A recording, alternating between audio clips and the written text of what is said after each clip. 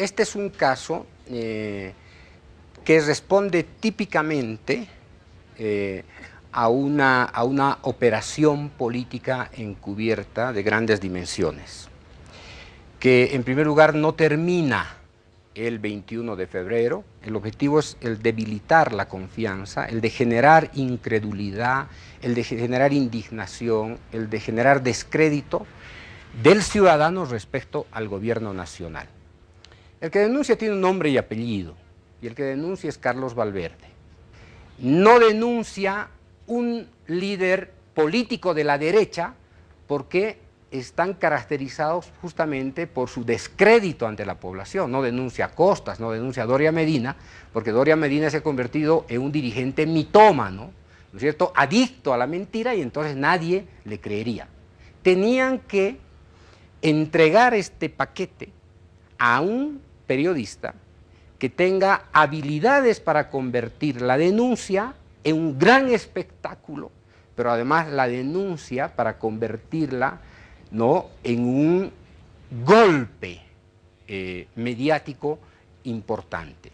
Carlos Valverde, además de dirigir la Dirección Nacional de Inteligencia en el gobierno más corrupto y en el gobierno vinculado estructuralmente al narcotráfico, ¿no es cierto?, Carlos Valverde es el director de inteligencia. Dicho de otra manera, es uno de los pivotes que sostiene el gobierno más corrupto, por lo tanto sostiene la estructura de corrupción, el servicio de inteligencia, y sostiene la estructura del narcotráfico.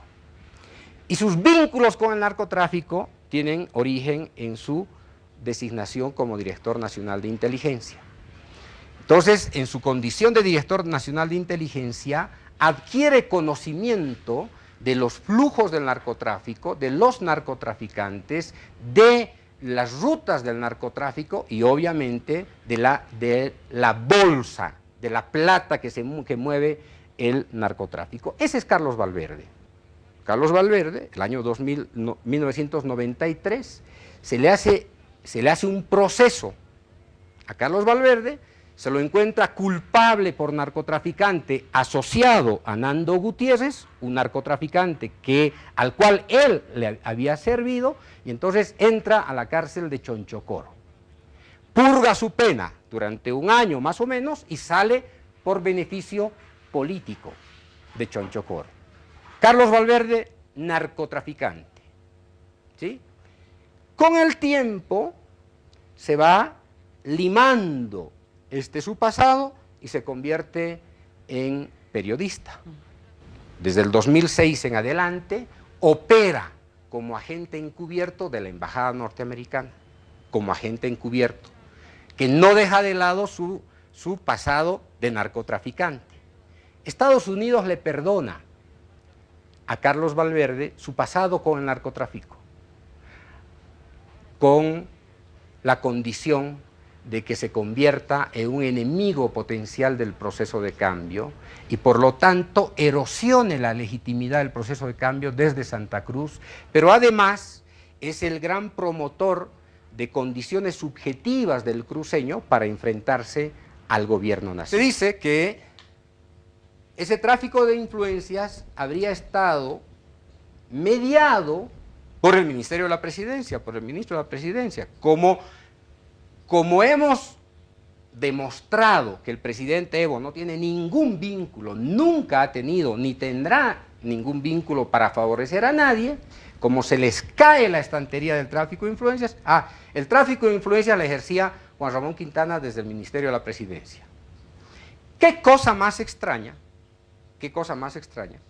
Que el Ministerio de la Presidencia haya hecho la imputación formal contra una funcionaria del Ministerio de la Presidencia, la jefa de la Unidad de Gestión Social, oficina que fue utilizada por Gabriela Zapata en complicidad con funcionaria del Ministerio de la Presidencia en una oficina que está fuera del Palacio de Gobierno. No era que se paseaba por el Palacio. No era que se paseaba por el Palacio, ¿no? Y entonces, qué extraño, este tráfico de influencias mediado por el ministro de la Presidencia, y resulta que el ministro de la Presidencia es el que hace la imputación contra Gabriela Zapata, Cristina Choque, la jefa de la unidad, y otro funcionario de apellido Morales.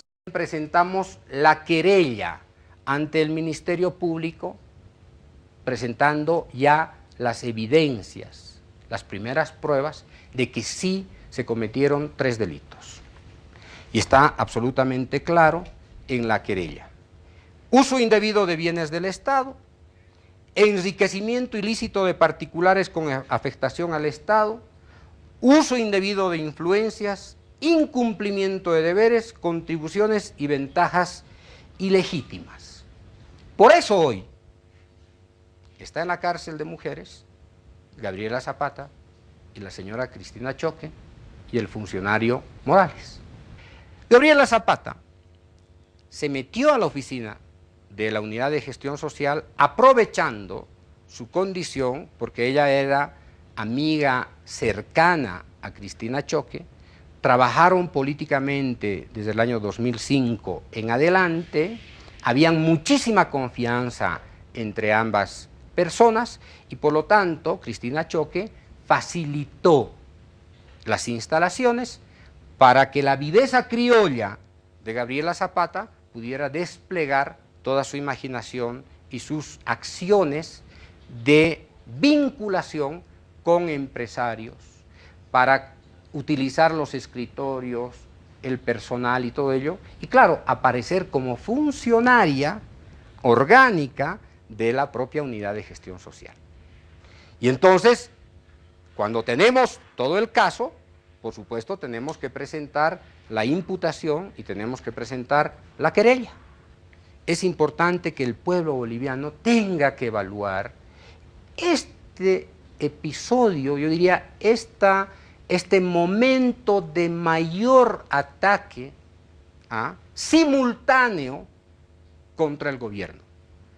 Agencias extranjeras, vinculadas obviamente a los gringos, narcotraficantes, medios de comunicación, redes sociales y todavía, por supuesto, periodistas que dicen ser independientes, analistas que dicen ser, que hacen análisis independiente, hoy día se han dedicado a enlodar la confianza del ciudadano. No le perdonan al presidente ser antiimperialista, no de discurso, de convicción, de principios. El presidente nació antiimperialista y va a morir antiimperialista y tiene la conciencia de que eso va a ocurrir. No le perdonaron, fíjate, ni siquiera tenía la conciencia que el presidente Evo o los antiimperialistas desarrollamos. No le perdonaron a Juan José Torres simplemente discrepar con el imperio. Y lo mataron la AAA, el Mercosur de la muerte, propiciado por Estados Unidos. Entonces, esta condición de tratar de transformar el país y convertir al país de una colonia sumisa, obediente a los designios del imperio, para convertir el país en un país soberano, digno de los 10 millones de bolivianos, eso es imperdonable. Pero es mucho más imperdonable, Gisela, es mucho más imperdonable que no solamente Bolivia se esté desprendiendo, desvinculando del dominio y de la sumisión a Estados Unidos, sino que es imperdonable que este país haya labrado el camino de su emancipación económica, social, política y energética. Esta concepción que tiene el presidente Evo sobre Bolivia, el centro energético de América del Sur, es una concepción que quiebra toda pretensión de dominio de Estados Unidos sobre recursos naturales en Bolivia. Pero no se le va a perdonar al presidente Evo, al proceso de cambio y a los bolivianos, que nos estemos convirtiendo en un aliado estratégico de potencias emergentes como China y como Rusia para hacerle el juego al dominio imperial. Y creo que es importante que los bolivianos y bolivianas sepan qué está pasando. en este juego del poder global. América Latina ha empezado a liberarse desde hace 10 años con Chávez, con Correa, Lula, con Kirchner, con Dilma. Lula, con Evo, sí. Hay una efervescencia, hay un momento, nunca antes había ocurrido, nunca había ocurrido, un momento como este, que le plantas cara al imperio para decirle, no soy tu lacayo, soy un Estado, voy a ejercer dominio sobre los recursos naturales y si quieres trabajar con este Estado, va a ser de tú a tú. Nunca antes había ocurrido, en los últimos 100 años. Estados Unidos desplazó, a fines del siglo XIX y principios del siglo XX, desplazó la influencia europea que había en América Latina.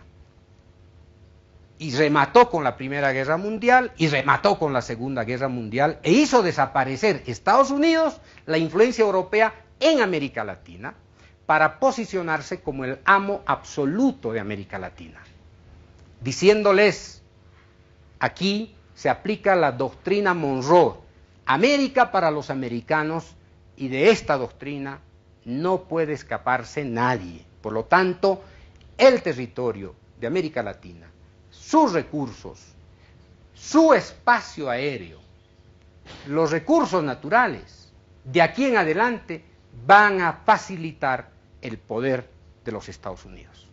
Después de 100 años, dísela, América Latina se le ha revelado sola, Chávez solo, cooperado por Cuba, Bolivia, cooperado por Venezuela, por Cuba, con sus propias fuerzas, con su propia energía, nos hemos rebelado, porque la rebelión es un derecho de los pueblos, claro. Porque la rebelión conduce a la independencia, a la soberanía, y no podemos seguir siendo los lacayos, sumisos, humillados ante el estornudo de los Estados Unidos para que nosotros terminemos resfriados, con neumonía incluida.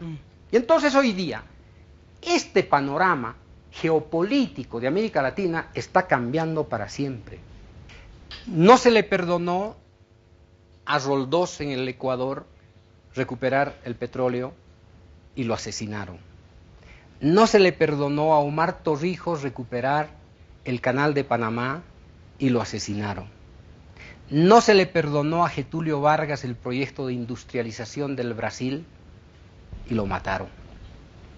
No se le perdonó a JJ Torres, a nuestro general del pueblo, protestar contra la Junta Interamericana de Defensa y lo mataron.